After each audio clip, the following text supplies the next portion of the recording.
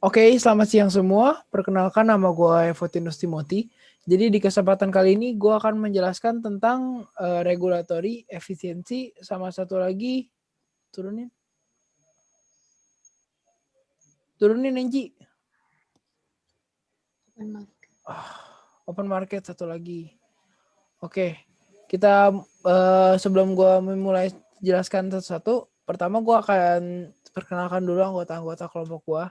Jadi pertama gue Evotinus Timothy, lalu ada Alia. Hai. Oke, lalu ada juga Enji. Halo.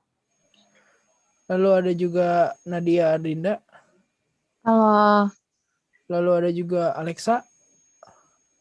Ya, halo. Dan yang terakhir ada Kevin Sahadi. Halo. Oke. Jadi pertama gue akan jelasin dulu regulatory efisiensi. Regulatory efisiensi itu terdiri dari 3 bagian. Pertama ada monetary freedom, kedua labor freedom, yang terakhir business freedom. Dan yang pertama itu ada yang bisa jelasin gak nih monetary freedom itu apa?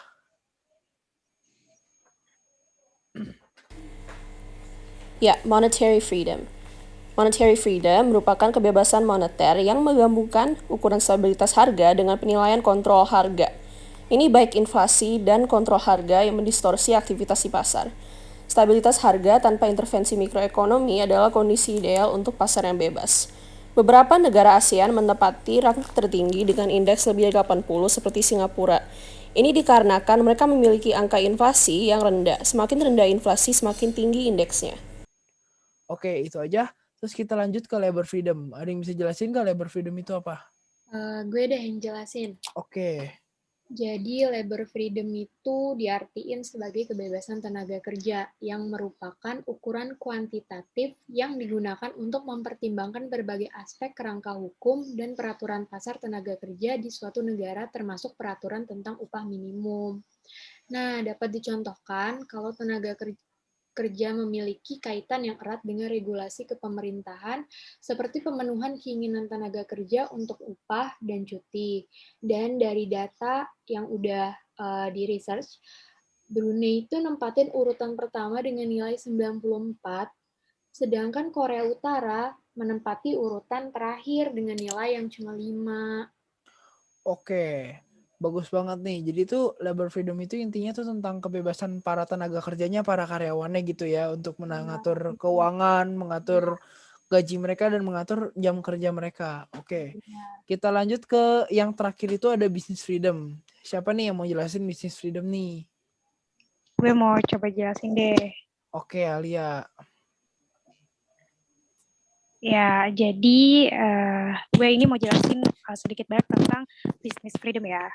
Jadi, business freedom adalah penilaian kuantitatif yang tertentu dari regulasi bisnis negara tersebut. Jadi, kayak seberapa mampu negara itu membuka, mengoperasikan, dan menutup bisnis itu sendiri. Dan penilaian business freedom ini ada skalanya. Skalanya itu dari 0 sampai 100. Nah, skor tersebut didasarkan pada 10 faktor. Semuanya ini memiliki bobot yang sama. Nah, 10 faktor ini tuh didapetin dari studi World Bank Doing Business. Oke, selanjutnya gue ngambil data dari Heritage 2021. Singapura menempati urutan pertama dengan angka 93,8 dan dia ini ngebawahin 180 negara lainnya. Nah, berarti termasuk Indonesia nih. Hal ini dikarenakan tingkat pengangguran rendah dan kebijakan fleksibilitas bisnis. Oke. Ini kan data negara tetangga nih. Kalau Indonesia sendiri punya indeks business freedom-nya. Indonesia sendiri masih ketinggalan kurang lebih 20 poin dari Singapura, yaitu 71,3. Menurut gue, Indonesia ini punya banyak potensi ya, kayak mereka tuh bisa ngembangin bisnis lokal, nah, misalkan kayak kopi-kopian, buah-buahan, beras, makanan pokok, kentang-kentangan, kayak gitulah. Pokoknya kalau urusan makanan kita tuh sejahtera. Cuma kualitas SDM-nya nih perlu dikembangin lah. Nah, Singapura sendiri kan gimana ya, notabene-nya tuh negara kecil ya, yang nggak seluas kita dan nggak sesubur kita, tapi mereka bisa semaju itu. Kita bisa nyontoh Singapura untuk mendapatkan business freedom ini dan akhirnya mencapai goals kita, economy freedom gitu.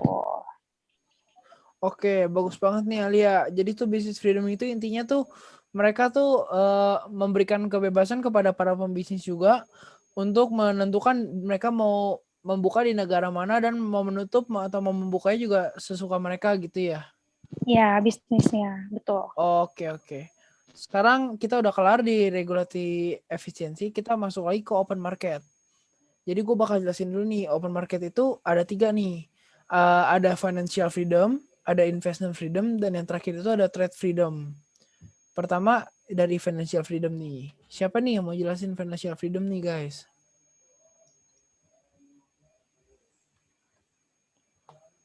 Halo guys. Oke, gue jelasin ya. Nah, Jadi financial freedom itu kebebasan finansial atau keuangan yang menjadi impian setiap orang, terutama kaum milenial seperti kita.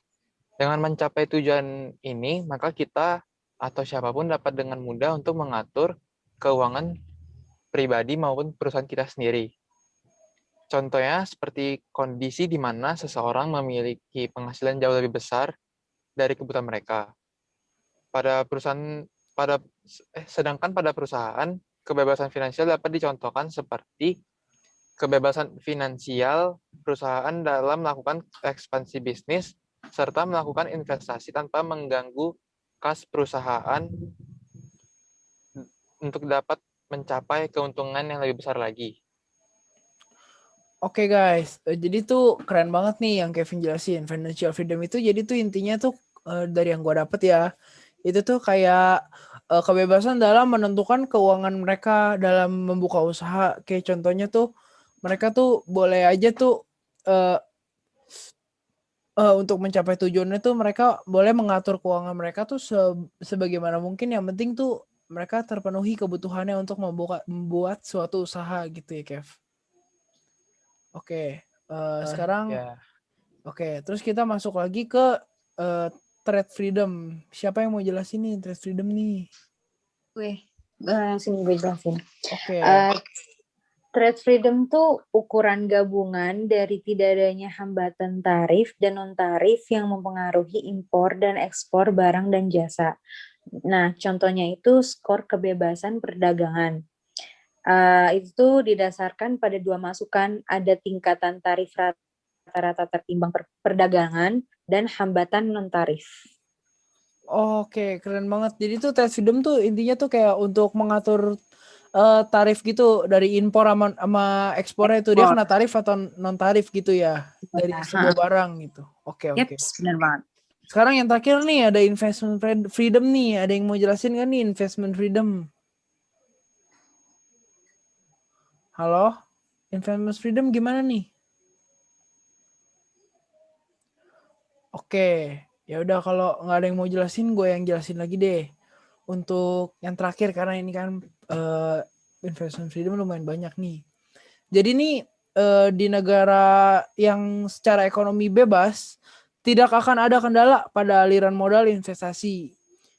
Individu dan perusahaan akan diizinkan untuk memindahkan sumber daya mereka ke dalam atau keluar aktivitas tertentu, baik secara internal maupun lintas batas negara tanpa adanya batasan apapun. Ini keren banget menurut gua. Jadi gue jelasin lebih intinya aja. Jadi tuh investment freedom itu tuh intinya tuh dia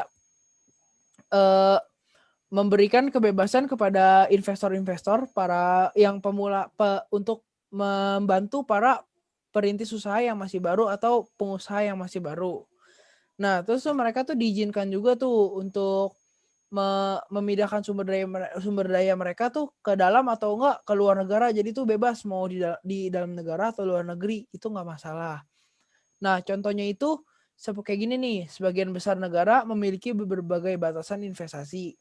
Beberapa memiliki aturan berbeda untuk investasi asing dan domestik. Beberapa membatasi akses ke valuta asing. Beberapa memberlakukan pembatasan pada pembayaran, transfer, dan transaksi modal. Di beberapa industri tertentu tertutup untuk investasi asing. Jadi tuh itu terserah mereka tuh. Jadi tuh industri mereka tuh tertutup atau terbuka. Kalau tertutup itu investasi asing nggak bisa membantu. Tapi kalau yang terbuka mereka bebas mau investasi yang investor asing atau enggak dalam negeri itu mereka terima-terima aja kayak gitu. Nah, terus tuh investor di pasar modal itu juga dia tuh dipengaruhi dari beberapa faktor. Contohnya kayak infrastruktur yang lemah, korupsi, birokrasi, serta kondisi politik dan keamanan. Kenapa? Karena para konsumen juga akan terpengaruh tuh dari sisi keuangannya, dari segi sikapnya, sifatnya karena adanya masalah-masalah seperti itu, korupsi, birokrasi dan lain-lain. Oke, itu aja yang gue bisa jelasin. Maaf kalau ada kesalahan bacaan atau penulisan. Terima kasih telah mendengarkan. See you on the next podcast. Bye-bye. Semua. Bye-bye. Oke. Bye-bye. Bye-bye.